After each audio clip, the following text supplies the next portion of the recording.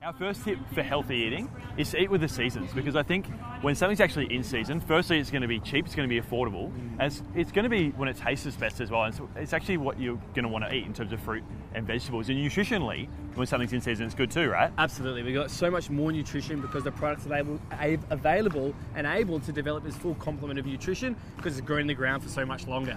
So yeah, eat with the seasons. I think we also have to think about the practical factors that influence whether or not we eat healthily. So making sure that you plan and prepare your meals. Do simple things like maybe chop some veggies up in the morning because that might help in the evening when you get home from work.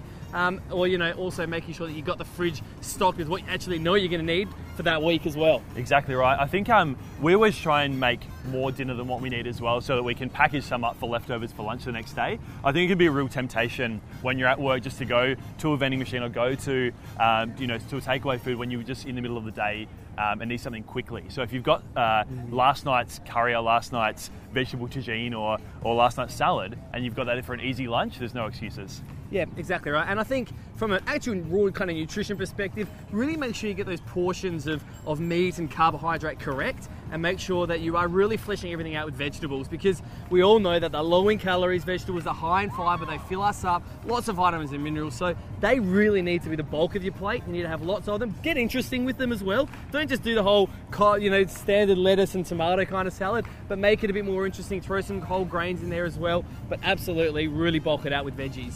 And finally, I think it's very easy when you think about healthy eating to think about all the things you shouldn't be eating. And I don't think that's necessarily the right way about it. I think you should be eating all the great things that you should eat lots of, fruits and vegetables. And if you eat everything you should be eating in a day, there's actually not a lot of room left for the other stuff. Yep.